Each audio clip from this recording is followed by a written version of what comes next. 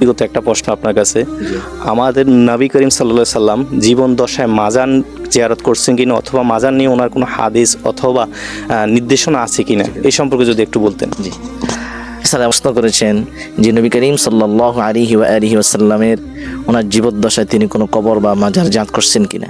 আসলে নবী করিম সাল্লাল্লাহু আলাইহি ওয়াসাল্লাম তিনি ওনার জীবদ্দশায় উনি ওনার মায়ের কবর জিয়ারত করছেন।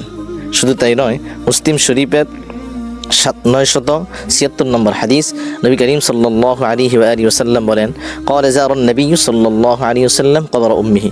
নবী করিম সাল্লাল্লাহু আলাইহি ওয়াসাল্লাম তিনি তার মায়ের কবর জিয়ারত করেছেন। শুধু তাই নয়, পরবর্তীতে বলা হয়েছে ফাবাকা ওয়া আবকা মান হাওলা।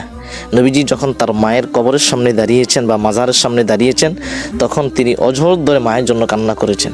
শুধু তাই নয়, সাহাবাই কারাম নবীজির সাথে দাঁড়িয়েছেন, সাহাবাই কারাম নবীজির কান্না দেখে তারাও অঝোর ধরে নবীজির সাথে সঙ্গে সঙ্গে তারা কান্না করেছেন। নবীজি তার মায়ের জন্য দোয়া করেছেন, আল্লাহ তার নবীজির মায়ের জন্য দোয়া কবুল করেছেন। সুবহানাল্লাহ।